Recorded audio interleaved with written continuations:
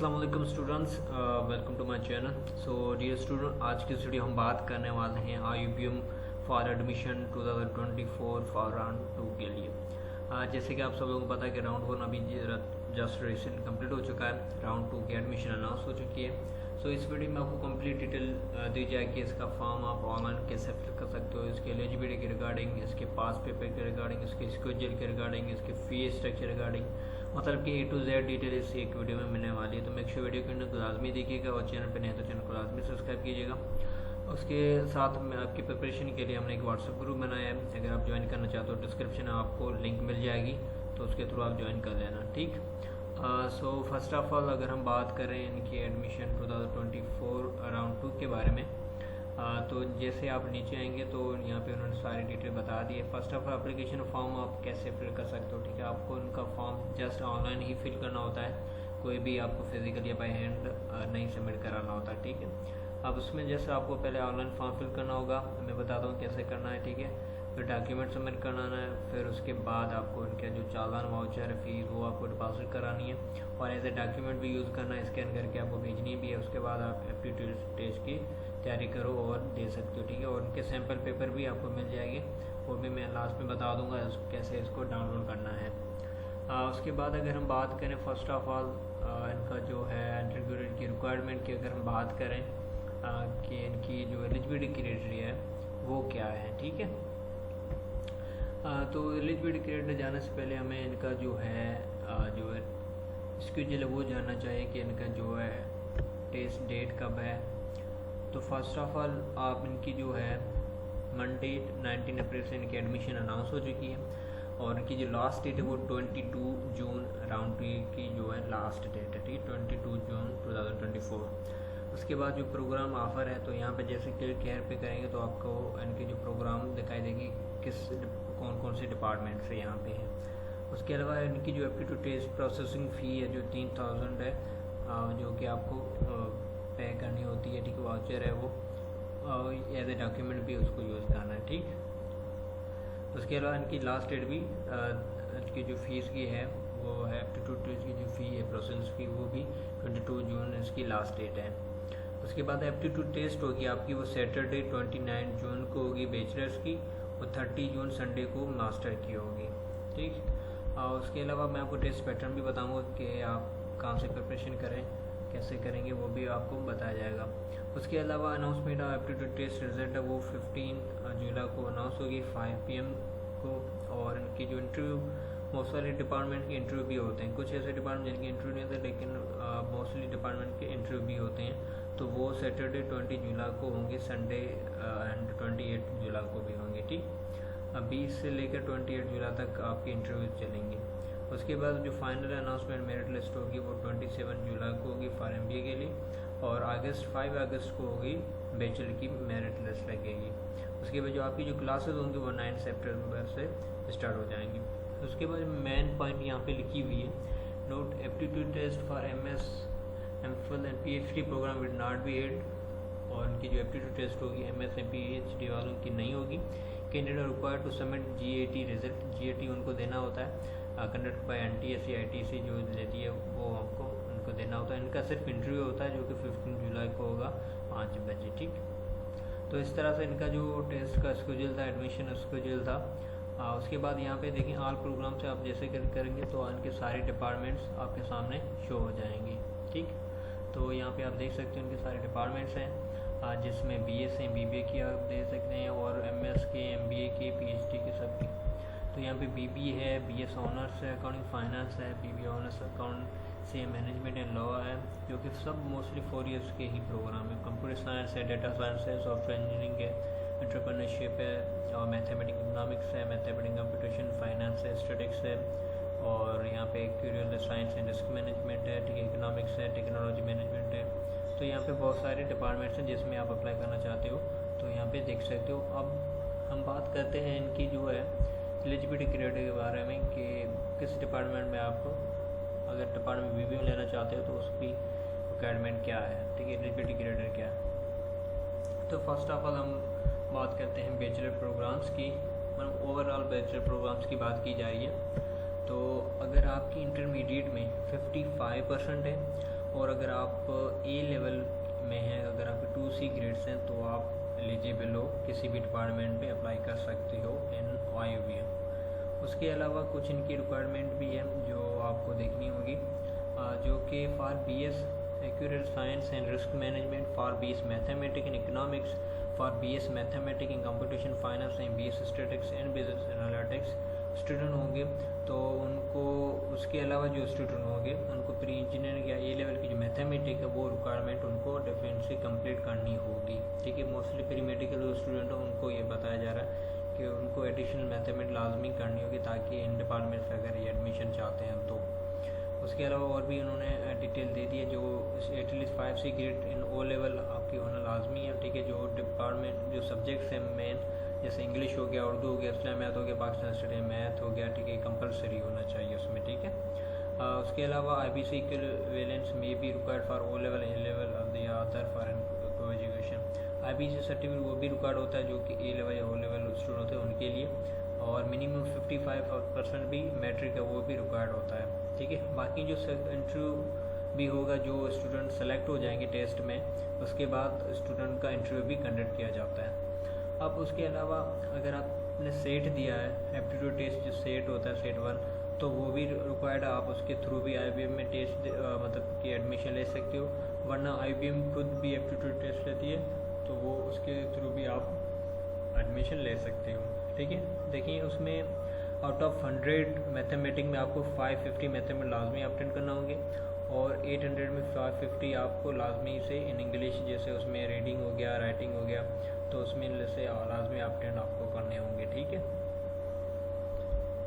तो इस तरह से इनका ये जो है, अब प्रोग्राम लिस्ट यहाँ पे बहुत सारे डिपार्टमेंट्स की लिस्ट आ चुकी है, तो इसको देख सकते हैं आप। इन ये सारे जो डिपार्टमेंट्स हैं इसकी एलिजिबिलिटी क्राइटेरिया यहाँ पे बताई गई है। ठीक है, लाइक जो BS हैं, BBA के डिपार्टमेंट मोस्टली यहाँ से रिलेटेड करते हैं। ठीक है, जिसमें BBA हो गया, मैथमेटिक्स हो गया, कंप्यूटेशन स्टैटिस्टिक्स हो गया, ऑनर्स हो गया, इकोनॉमिक्स हो गया, अकाउंटिंग फाइनेंस हो गया, एंटरप्रेन्योरशिप हो गया, तो मीडिया स्टडीज़ हो गया, साइकोलॉजी हो गया। उसके बाद अगर हम बात करें BS computer science, BS data science and BS software engineering की अगर हम बात करें, इनकी एलिजिबिलिटी ग्रेड की बात करें तो मोस्टली आर सिमिलर। अगर आपकी इंटरमीडिएट में 55% मार्क्स हैं तो आप अप्लाई कर सकते हो इसमें। उसके अलावा अगर आपके A लेवल में 2C ग्रेड्स हैं तो भी आप अप्लाई कर सकते हो, और IBCC का जो इक्विवेलेंट सर्टिफिकेट वो भी लाजमी है। उसके अलावा अगर आप mathematics, physics, chemistry, computer science या बायोलॉजी में जूलॉजी, बॉटनी या प्री मेडिकल के जो स्टूडेंट हैं वो भी अप्लाई कर सकते हैं। कंप्यूटर साइंस में, सॉफ्टवेयर इंजीनियरिंग में, डेटा साइंस में अप्लाई कर सकते हैं। ठीक है, प्री मेडिकल स्टूडेंट। तो ये जो सब्जेक्ट्स मैंने यहाँ लिखे ये इंपॉर्टेंट है, इन सब में 55% लाजमी होना चाहिए प्लस। उसके अलावा जो डिप्लोमा कर चुके हैं उनके 2.3 GB प्लस होना चाहिए, तो वो अप्लाई कर सकते हैं। फॉर ओवरसीज़ के लिए भी सेम रिक्वायरमेंट है, और आपकी जो 55% लाजमी होना चाहिए in matric and intermediate both. उसके अलावा जो student from the pre medical track will be required to complete few additional courses. ठीक है, जो कि प्री मेडिकल स्टूडेंट हैं वो चाहते हैं कि हम लोग CS software engineering data science में अप्लाई करना चाहते हैं, तो उनको कुछ एडिशनल कोर्सेज करने पड़ेंगे, लाइक एडिशनल मैथमेटिक्स, वो उनके लिए रिक्वायर्ड होगा। बाकी इनकी वो मोस्टली सिमिलर ही है। ठीक है, 8 सब्जेक्ट्स हैं जो कि O लेवल के स्टूडेंट हैं उनके पास ये लाजमी होना चाहिए, इनमें 5C ग्रेड्स होना लाजमी है, और मिनिमम 55% भी इन SCC में मैट्रिक में होना लाजमी है। उसके अलावा इनका भी इंटरव्यू कंडक्ट किया जाएगा, और टेस्ट का जो है वो भी सेम है, अगर आपने सेट दी हो या आप IBM टेस्ट भी देख सकते हो। ठीक, उसके अलावा अगर हम बात करें तो इसमें कंप्यूटर साइंस, डेटा साइंस और सॉफ्टवेयर 3 सब्जेक्ट्स आ जाते हैं। बाकी BS टेक्नोलॉजी मैनेजमेंट, तो इनकी अगर हम बात करें, इसकी एलिजिबिलिटी की बात करें तो मोस्टली सबकी सेम ही एलिजिबिलिटी करें। तो इसमें अगर आप अप्लाई करना चाहते हो तो इसकी 50% ओनली 50% आपकी इंटरमीडिएट तो अप्लाई कर सकते हो, और यहाँ पे प्री इंजीनियरिंग, प्री मेडिकल और जनरल ग्रुप वाले भी अप्लाई कर सकते हैं। ठीक है, with mathematics study computer science student वाले भी अप्लाई कर सकते हैं इसमें। ठीक है, अगर किसी ने डिप्लोमा किया उसकी 2.5 CGPA तो भी अप्लाई कर सकता है इसमें। उसके अलावा मोस्टली आर सिमिलर, जो भी इनकी एलिजिबिलिटी रेट है वो मोस्टली सिमिलर है। ठीक है, बाकी BS इलेक्ट्रिकल इंजीनियर की मोस्टली सिमिलर, इसमें क्या है आपको 60% मार्क्स होना लाजमी है, एंड अगर आप इलेक्ट्रिकल इंजीनियर में अप्लाई करना चाहते हो, ठीक है। वो मोस्टली प्री इंजीनियर के ही स्टूडेंट इसमें अप्लाई कर सकते हैं, प्री मेडिकल वाला नहीं कर सकता। और उसके अलावा मोस्टली आर सिमिलर जिनके, ठीक है, इंटरव्यू भी होगा। इंटरमीडिएट में आपके जो 60% रिक्वायर्ड हैं, ठीक है, सेट भी वैलिड है। और बाकी बीएड ऑनर्स होता है, ये वीकेंड के प्रोग्राम होते हैं, इसमें भी आप अप्लाई कर सकते हो, ठीक है। तो ये देख लीजिए, अगर कोई भी स्टूडेंट इसमें इंटरेस्टेड है तो 45% मार्क्स होना लाजमी है इन चीज़ों में, ठीक है। आपके जो सोशल साइंस ह्यूमैनिटीज़ ये आपके रिक्वायर्ड हैं, ठीक है। और इसमें 2.5 ईयर्स एंड 1.5 ईयर्स दोनों के लिए आप अप्लाई कर सकते हो उसमें, ठीक है। उसके अलावा for admission in BS education 4 years के लिए अगर आप इसमें अप्लाई करना चाहते हो तो आपकी 2C होना लाजमी है, ये लेवल, एंड 55% इन इंटरमीडिएट होना लाजमी है, ठीक है।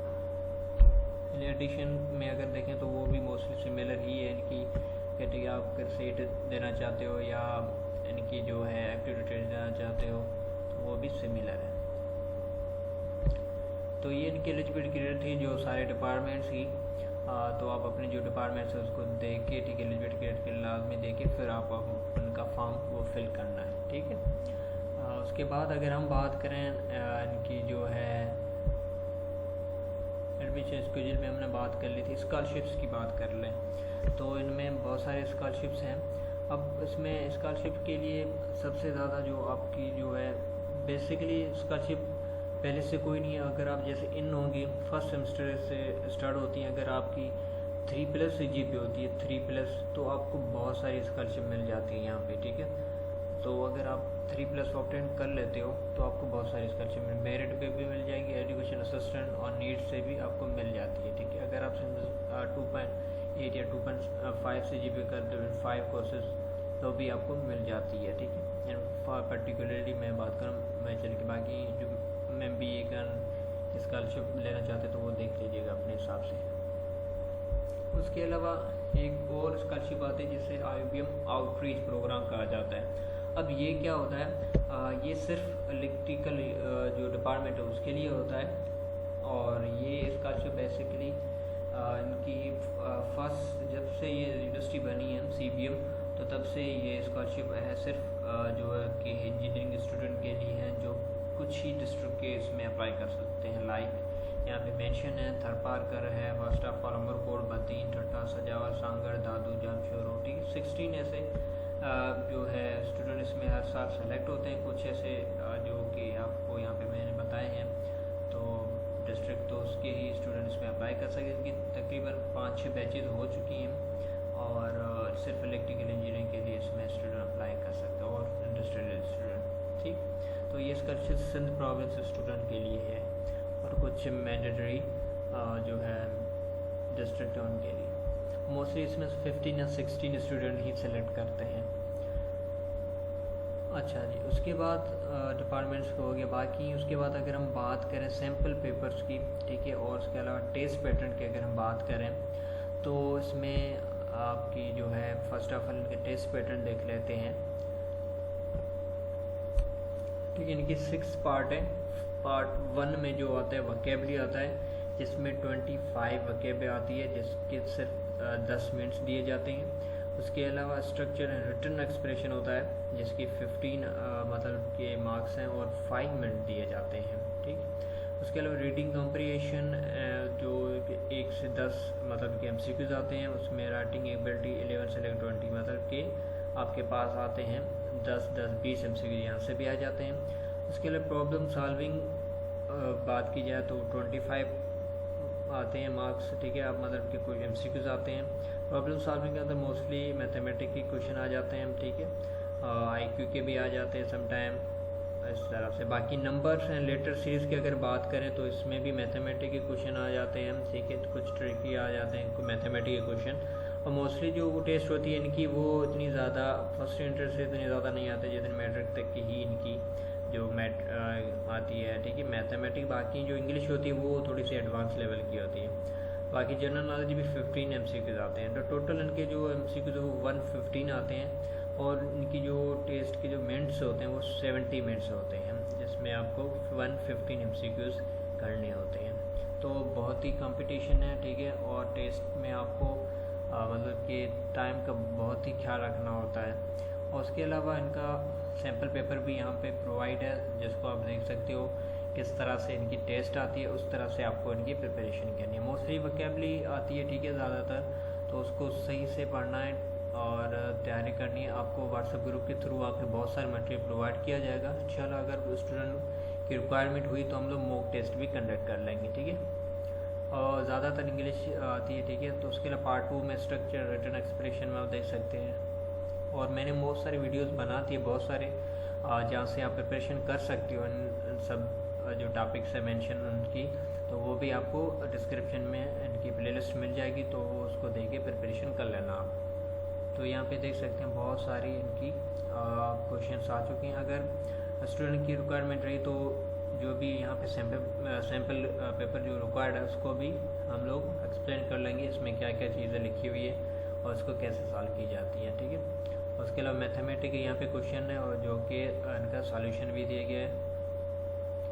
तो इस तरह से इनका जो सैम्पल पेपर है यहाँ पे हर चीज़ लिखी हुई है। नंबर पेपर कैसे क्वेश्चन आते हैं, इसमें नंबर रिलेटेड सीरीज़ के कैसे आते हैं, वो भी यहाँ पे उन्होंने मेंशन कर दी है।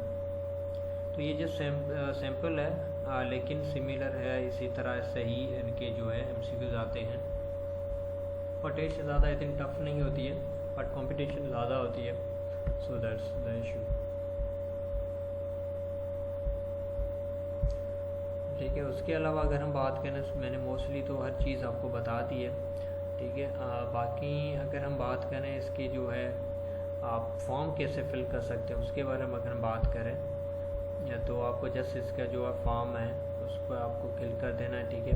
आप इनका फॉर्म ऑनलाइन फिल कर सकते हो यहाँ पे, ठीक है। एडमिशन जो पोर्टल है इस पर आप सर्च करके जैसे क्लिक करेंगे आपके सामने इसका जो है पोर्टल आ जाएगा। और यहाँ पे आपको फर्स्ट ऑफ ऑल रजिस्टर यहाँ पे ऊपर दिया गया, यहाँ से भी रजिस्टर कर सकते हो, यहाँ पे या रजिस्टर नाउ पे क्लिक करके आप रजिस्ट्रेशन आप कर सकते हो। फर्स्ट ऑफ ऑल आपको रजिस्ट्रेशन करनी है, अगर आप पहले से कर चुके हो तो जस्ट आपको लॉगिन करना है और अपना पासवर्ड देना है। तो फर्स्ट ऑफ ऑल यहाँ पे आपको अपने रजिस्ट्रेशन कर लेते हैं। यहाँ पे कुछ नहीं, इतनी ज़्यादा डिटेल नहीं होती, जस्ट आपको CNSC है, आपका मोबाइल नंबर, आपका नाम और किस डिपार्टमेंट के अप्लाई करना चाहते हो, वो कुछ ऐसी डिटेल होती है, ज़्यादा नहीं होती है इसमें, ठीक। तो यहाँ पे फर्स्ट ऑफ ऑल आपको अपना नाम, last name, email, phone number, password and उसके बाद कंफर्म पासवर्ड लेके, ठीक है। और यहाँ पे आपको कैसे आपको पता चला इस बारे में, इस यूनिवर्सिटी के एडमिशन के बारे में, वो आपको यहाँ पे डिटेल लेके आप रजिस्टर आपको कर देनी है। फिर आपको आ जाना लॉगिन पेज पे और यहाँ पे आपको लॉगिन कर देना है, ठीक है। तो बहुत ही इजी है इसका फॉर्म फिल, इतना ज़्यादा टफ है नहीं वैसे इसका फॉर्म फिल करना।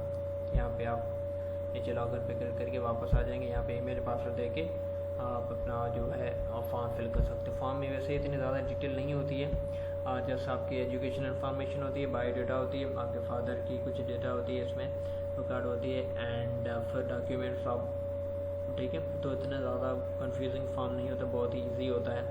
और अगर आपकी कोई भी क्वेरी होती है फॉर्म के रिगार्डिंग तो आप व्हाट्सअप कर सकते हो या ग्रुप में पूछ सकते हो, ठीक है। तो उसके अलावा अगर हम बात करें इनकी फ़ीस स्ट्रक्चर के बारे में कि इनकी फ़ीस स्ट्रक्चर क्या है, तो उनकी फ़ीस स्ट्रक्चर अगर बात करें तो इतनी वैसे ज़्यादा फ़ी है इनकी, तकरीबन 150 मतलब 1.5 लाख इनकी फ़ी होती है मोस्टली हर एक बैचलर जो है प्रोग्राम उसकी।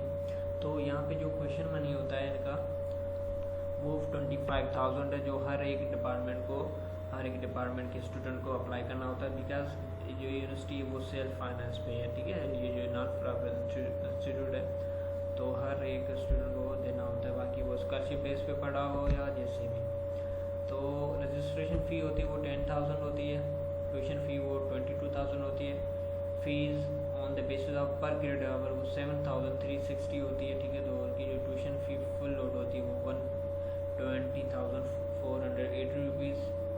उसके अलावा जो टोटल फ़ी पर सेमेस्टर बनती है वो 142,000 मतलब 1.5 लाख के लगभग फ़ी बन जाती है। अब 1.5 लाख के कैसे, यहाँ पे और भी बहुत सारी चीज़ों की फ़ीस होती है, ठीक है। जो जैसे आप देख सकते हैं उनकी लैब्स की फ़ी अलग होती है 44,000, तो ये भी आपको पे करनी होती है। तो मोस्टली जो स्टूडेंट जो है अपनी CS के स्टूडेंट है या सॉफ्टवेयर इंजीनियरिंग की टेलीकम्युनिकेशन से फ़ी होती है जो नोट वाली है, बाकी मतलब कि 1.5 लाख के लगभग फ़ी होती है।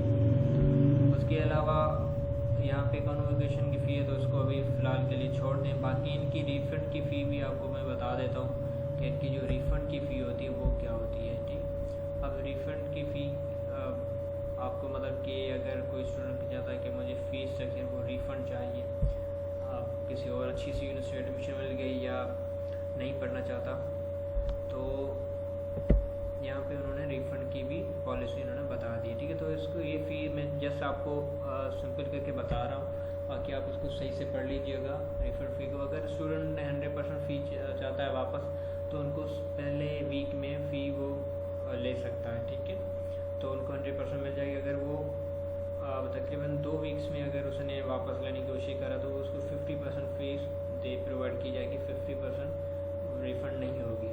उसके बाद अगर वो तकरीबन 15 डे के बाद वो अगर फ़ी मांगना चाहता है तो उसको कुछ भी नहीं दिया जाएगा, मैं फ़ी वाव नहीं की जाएगी। तो ये इनकी पॉलिसी है जो you should keep in mind. तो ये इनकी कुछ डिटेल थी जो आपको बताना लाजमी था। तो आई होप कि मैंने आपको कंप्लीट डिटेल के साथ बता दिया है, इनकी जो है रिक्वायरमेंट के बारे में, पास पेपर के बारे में बता दिया, हर चीज़ बता दी है। फिर भी अभी क्वेरी तो आप कमेंट सेक्शन में कमेंट कर सकते हो, व्हाट्सएप ग्रुप के थ्रू पूछ सकते हो। तो आज का वीडियो इतना था, मिलते हैं नेक्स्ट